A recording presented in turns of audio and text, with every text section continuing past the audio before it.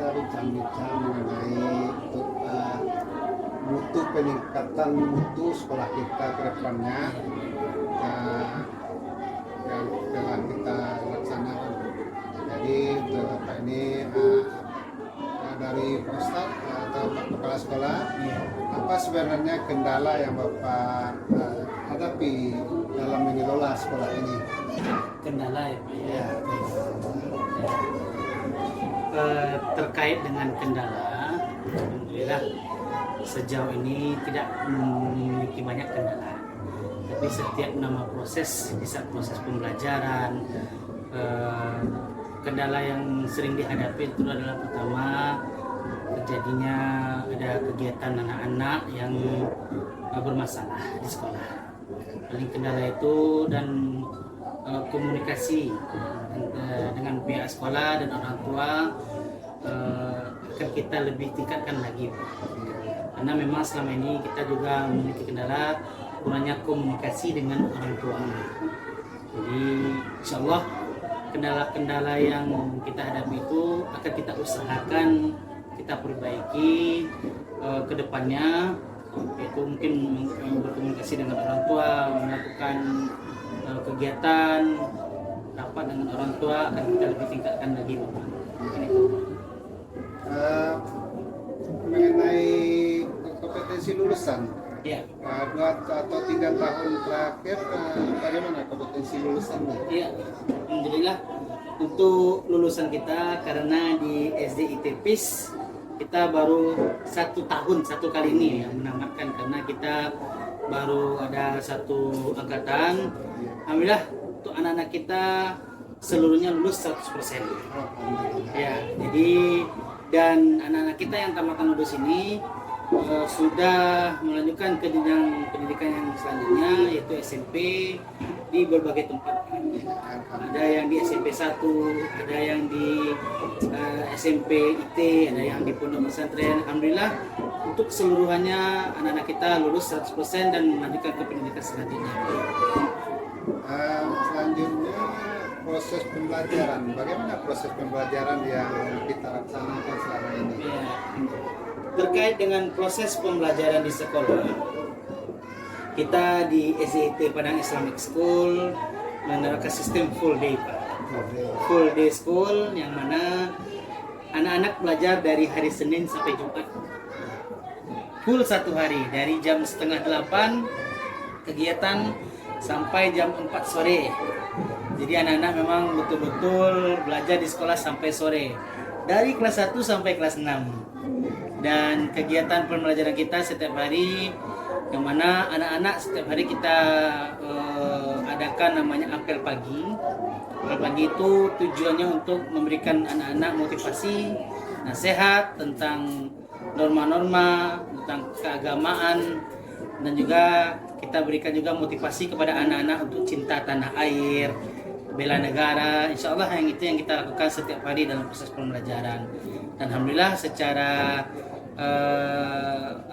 di dalam kelas kita juga belajar yang umum, anak-anak belajar mata pelajaran umum, ditambah lagi dengan mata pelajaran yang dari Islam terpadunya, seperti ada tahfiz, ada tahsin juga Pak, bahasa Arab, ada akidah di Rosa, dan juga kita menambahkan beberapa mata pelajaran lainnya seperti fikih juga Pak. Seperti itu. Bagaimana proses dan hasil asesmen yang sudah dilaksanakan? Kalau proses kita sesuai dengan kurikulum, kami di sini melaksanakan sesuai dengan kurikulum mereka, yaitu pembelajaran dan diferensiasi. Di sini kami tidak hanya prioritaskan ke akademik, tapi juga memprioritaskan ke bakat dan kompetensi yang dimiliki oleh masing-masing siswa. Jadi dalam proses PDM-nya, mana yang ke akademik, kami akan langsung memfasilitasi, sementara siswa yang bakatnya non akademik, mereka akan tetap kami berikan akademik, tapi juga didukung untuk sesuai kemampuan mereka di bidang lain. Mengenai kurikulum operasional. Bagaimana satuan pendidikan? Sekolah ini menyusun bagaimana satuan pendidikan menyusun kurikulum operasional. KOSP. Jadi kami sekolah menyusun KOSP kami yang pertama sekali kami lihat visi misi sekolah, kemudian visi misi, kemudian kemampuan dari peserta didik kami sesuai dengan lingkungan kami di sini, lingkungan sekitar yang di sini kami berada di daerah yang persawahan, maka kami akan laksanakan kegiatan kami, kurikulum kami berdasarkan lingkungan dan kondisi sekolah kami.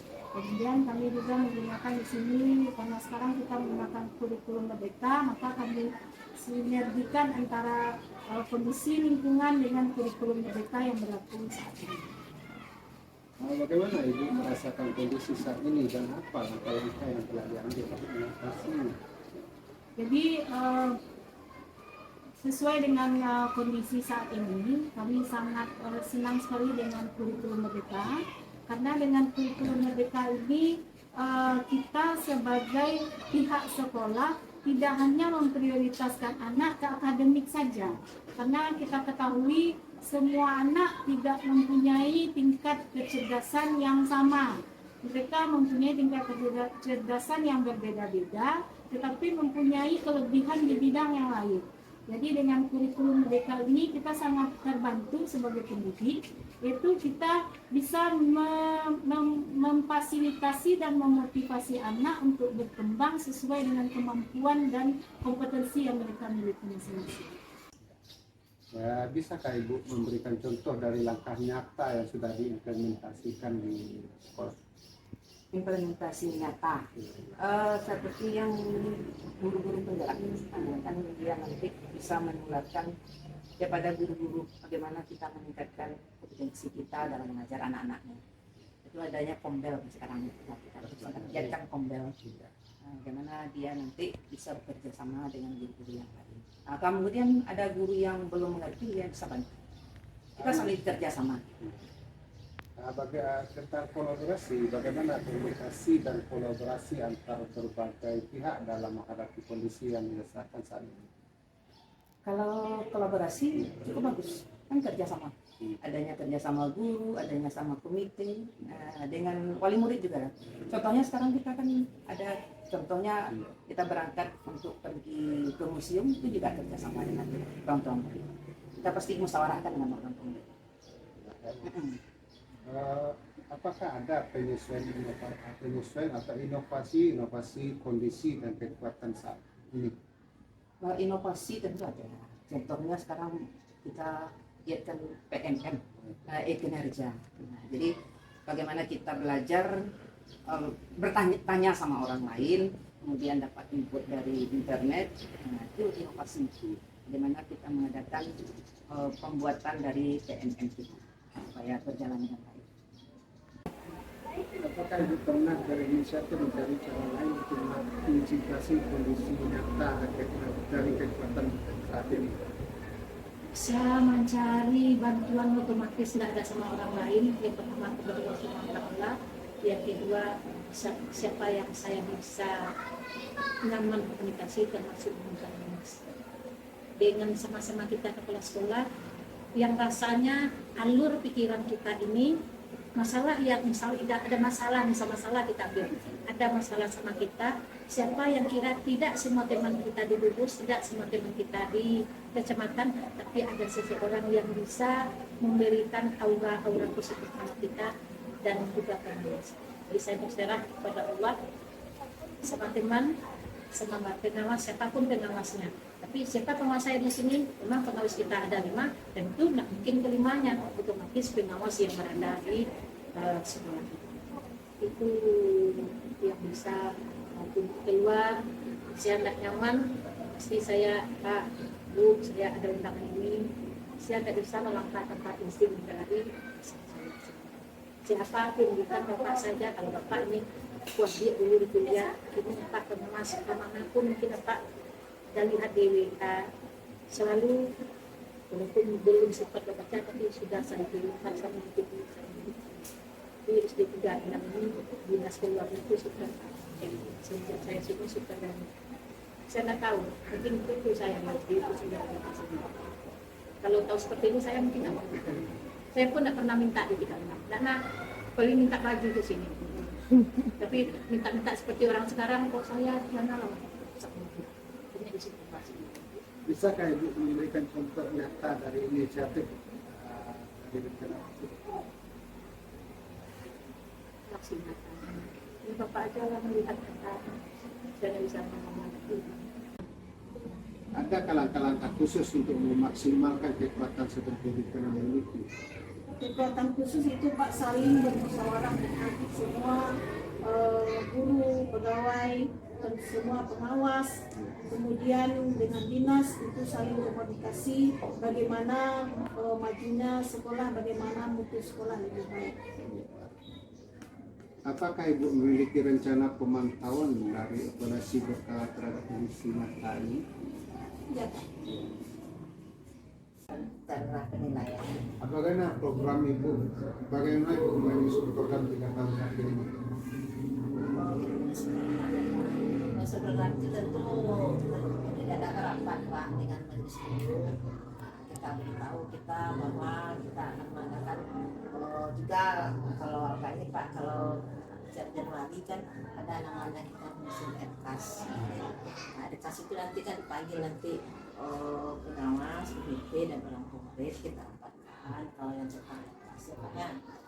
Kemudian cara tentang supervisi pada guru itu kita tentukan pula dengan guru jadwalnya kapan.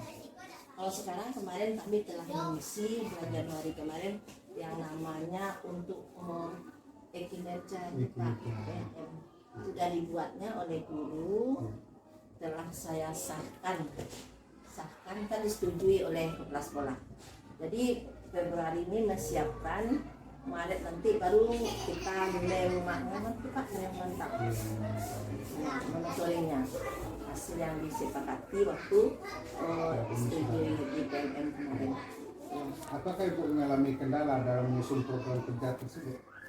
Kendalanya rasanya Pak karena kami kalau sedang ragu tak sulit misalnya Pak kan rasanya kendala kami bisa bertanya kepada ada kepala sekolah yang telah dilatih misalnya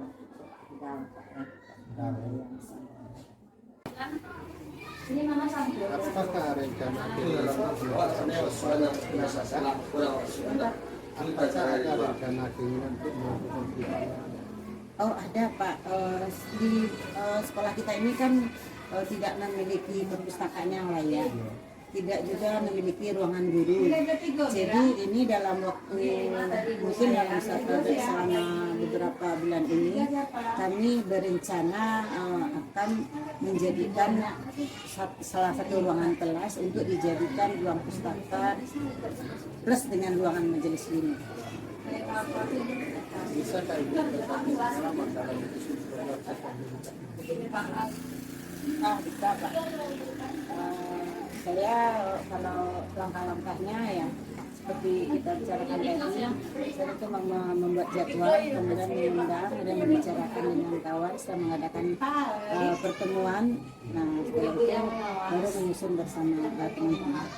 Bagaimana Ibu menentukan prioritas kebutuhan utama saat menyusun program dan anggaran tadi?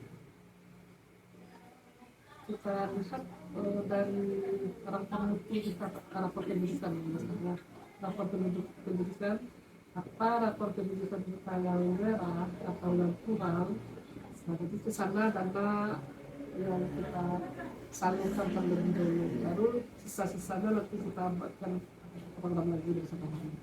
Apakah Ibu melibatkan berbagai pihak dalam menyusun program kerja tadi? Kalau pihaknya Pak, kalau sekarang kita sudah kena komite Pak, jadi kemarin kami juga sudah berbincang-bincang dalam Pak komite untuk program-program kita di sekolah ini, juga dengan apalagi dengan majelis guru ya Pak, ya itu semuanya dilibatkan. Bagaimana Bapak memastikan alokasi anggaran tepat untuk mendukung program yang direncanakan? Ya, kita untuk alokasi anggaran. Iya. Jadi untuk alokasi anggaran itu memang kita ada evaluasi tiap bulannya. Jadi anggaran itu memang sudah ditujukan kepada program itu sendiri. Jadi nggak bisa kita alihkan ke yang lain, ya tanpa prosedur. Jadi nggak bisa sembarang kita alihkan. Memang ketika kita menganggarkan ini anggaran untuk prestasi siswa, memang itu adalah anggaran khusus untuk peningkatan prestasi. Ini adalah anggaran untuk peningkatan pembelajaran, memang khusus untuk peningkatan pembelajaran. Nggak bisa kita otak-atik lagi untuk anggaran atau program yang sudah kita susun di awal tahun tadi. Bagaimana mengelola anggaran sekolah agar lebih efektif dan lebih efisien? Iya. Jadi setiap anggaran yang kita lakukan itu serta-merta nggak harus langsung keluar, tapi ada lagi kajian-kajiannya, ada lagi efektivitas yang kita kaji, efisiensinya, kebermanfaatannya itu kita kaji lagi. Gitu. Jadi walaupun kita sudah menyusun di awal tahun program-program dan kegiatan dengan anggarannya, tapi ketika pelaksanaannya pada bulan yang kita tentukan itu ada kajiannya lagi. Cocok nggak untuk kita laksanakan, efektif nggak, efisien nggak, gitu kan? Bagaimana kebermanfaatan terhadap anak-anak kita. Apa proses yang Bapak lakukan dalam menyusun program satuan pendidikan dari awal sampai akhir? Dalam menyusun proses ya, pertama kita evaluasi program kegiatan tahun yang lalu, bagaimana perjalanannya, bagaimana tercapaiannya, lalu untuk tahun ini, lalu apakah masih sesuai nggak dengan kondisi siswa kita, itu prosesnya. Setelah kita melakukan evaluasi, kita menentukan program dan kegiatan untuk tahun ini, kita susun, kita rancang lagi, kita buatkan mekanismenya lagi, gitu kan. Nah setelah itu nanti bersama-sama kita kaji lagi apakah untuk keefektivitasan, untuk efisiensi, untuk pencapaian jaminan mutu yang sudah kita buat ini. Dari kurikulum 2013 tentunya dengan 2020 Merdeka kita tentu mengalami perubahan dalam menyusun program satuan pendidikan. Bisakah Bapak menjelaskan langkah-langkah utama dalam menyusun perubahan program satuan pendidikan? Langkah-langkah ya, kalau dulu kurikulum 2013 kan beda pula dalam menyusun anggaran, kurikulum Merdeka beda pula. Bisakah Bapak terangkan langkah-langkahnya? Seperti yang sudah kita sampaikan tadi gitu ya Pak ya. Penyusunan program kegiatan kita itu sesuai dengan kurikulum yang kita gunakan juga. Misalnya di kurikulum 2013 kita tidak banyak melakukan praktek-praktek, kunjungan-kunjungan lapangan misalnya, atau cukup datang ke sekolah. Tapi di kurikulum Merdeka banyak pengalaman yang harus dapat oleh anak kita, banyak proyek-proyek yang harus diajarkan anak kita. Tentu ini proyek-proyek yang mereka lakukan berhubungan dengan anggaran. Sementara kita pihak sekian untuk anggaran yang dilakukan oleh anak itu tidak meminta lagi ke orang tua. Memang dari anggaran yang ada kita kelola, gitu Pak. Jadi memang perubahannya kalau di anggaran seperti itu sesuai dengan kebutuhan dan proses pembelajaran yang akan dilakukan oleh siswa kita. Baik, dalam menyusun program anggaran sekolah tentu ada skala-skala prioritas yang lebih diutamakan dari yang utama, lebih utama lagi kan Pak. Bagaimana Bapak menentukan prioritas kebutuhan utama saat menyusun program dan anggaran tadi? Untuk penyusunan anggaran, salah satu yang kita pilih satu itu adalah yang mengarah kepada proses pendidikan Pak ya. Yang di samping sarana itu pasti juga perlu kita lengkapi, karena kita pun di satu sisi Pak ya, basic dari orang tua kita itu kan menengah ke atas. Mau tidak mau pelayanan dan fasilitas perlu juga kita lengkapi dengan sempurna. Tapi yang ketika kita penyusunan sarana, penyusunan anggaran, maka yang perlu kami prioritas itu adalah bagaimana mendongkrak mutu-mutu kita yang ada, terutama dalam kegiatan proses kegiatan pembelajaran, proses kegiatan pelaksanaan kegiatan program yang bisa mendukung kegiatan peningkatan mutu tersebut. Maka itu yang kita utamakan terlebih dahulu. Untuk kegiatan peningkatan sarana tersebut, nah kita juga perlu juga mengingat itu, kita kadang-kadang banyak juga bekerjasama dengan komite dan orang tua dalam hal memecahkan ini. Dalam menyusun anggaran tadi Pak, tentunya Bapak tidak bekerja sendiri Pak. Apakah Bapak melibatkan berbagai pihak dalam menyusun program tadi, program kerja sekolah? untuk penyusunan program kerja, karena kita pertama tuh kita mencari atau menganalisa terlebih dahulu apa kebutuhan yang perlu kita lakukan. Maka itu kadang-kadang kita berikan angket dulu kepada orang tua, angket kepada guru, angket kepada anak-anak, apa rasanya yang perlu kita tingkatkan itu. Berdasarkan dari hal demikian, maka itulah program itu kita buat program. Dan ketika kita buat program itu, kita melibatkan unsur yayasan, unsur SD yang lain, unsur orang tua pun juga kita dengarkan masukannya, dan kita juga ada timnya juga untuk kita rumuskan secara bersama-sama seperti itu, Pak. Oke. Bagaimana Bapak memastikan alokasi anggaran tepat untuk mendukung program yang direncanakan tadi? Untuk memastikan anggaran ini tepat itu biasa setiap bulan kita selalu melakukan pelaporan dan evaluasi dalam efektif dan efisiennya anggaran yang sudah kita buat tersebut. Maka evaluasi kita itu bertingkat, Pak ya. Pertama kita lakukan evaluasi di tingkat unit kita mengenai kegiatan-kegiatan apa yang sudah kita laksanakan, efektif dan tidak efisiennya, dan itu akan menjadi catatan kita untuk pembuatan program dan anggaran berikutnya. Setelah itu evaluasi di tingkat yayasan setiap 2 bulan itu selalu kita lakukan juga, sehingga anggaran kita itu memang tepat guna dan tepat sasaran. Dan ketika kita mengajukan kegiatan itu kita selalu membuat proposal, selalu melakukan analisis kegiatan tersebut, dan itu pun juga dievaluasi dulu sebelum kita laksanakan. Dievaluasi oleh yayasan yang namanya kita di bawah direktur pendidikan, itu mereka lakukan evaluasi baru kita bisa melaksanakan program dan kegiatan setelah ada ACC dari direktur pendidikan. Tentu agar lebih efisien dan efektif ya, Pak. Tentunya seperti itu. Jadi bisakah Bapak menceritakan proses awal sampai akhir dalam menyusun program sektor pendidikan tadi itu? Proses awal seperti yang kita sampaikan tadi, Pak ya, itu pertama kita melakukan analisis kebutuhan dari sekolah kita. Di antaranya kita itu menyebarkan angket kepada orang tua, kepada siswa, dan setelah itu kita lakukan rapat-rapat berjenjang, mulai dari rapat guru. Di situ kita minta saran-saran mereka apa yang perlu kita tingkatkan untuk tahun berikutnya. Satu, kita bawa ke rapat antar sekolah untuk kita rumuskan bersama. Lalu kita buat juga dengan rapat dengan yayasan yang dalam hal ini yang membidangi di bawah pendidikan. Maka itu selalu kita lakukan tahap perencanaan kita buat seperti itu. Barulah setelah berdasarkan hasil seperti demikian, maka kita rumuskan bersama tim apa kegiatan yang perlu kita tingkatkan berdasarkan masukan yang sudah diberikan oleh dari Departemen Pendidikan tadi. Maka barulah kita menyusun program, dan setelah menyusun program nanti kita lakukan rapat koordinasi kembali untuk menfitkan program dan mendengarkan masukan kembali. Jadi setelah mendengarkan masukan dari awal, kita buat program, setelah itu kita lemparkan kembali.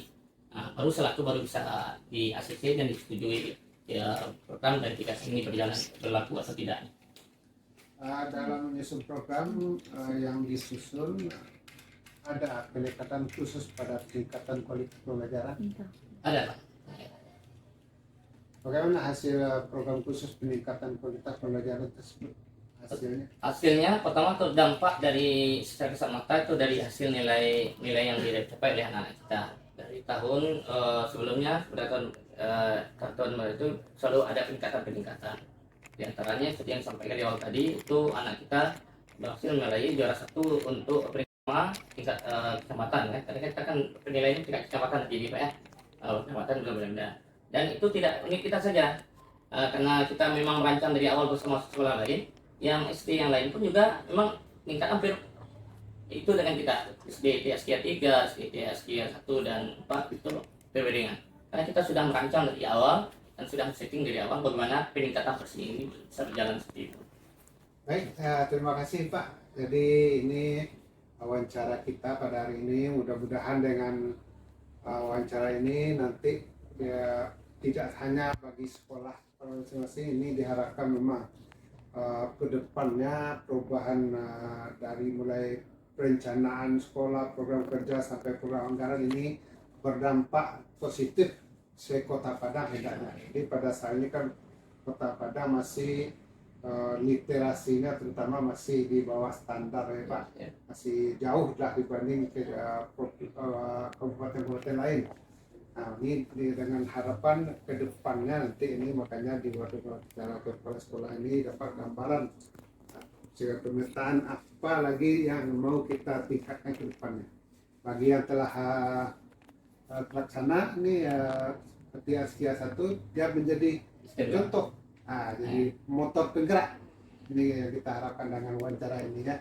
Jadi dengan terima kasih ya Pak dengan wawancara kita pada hari ini. Mudah-mudahan ke depannya kita dapat meningkatkan mutu pendidikan si Kota Padang paling tidak ya.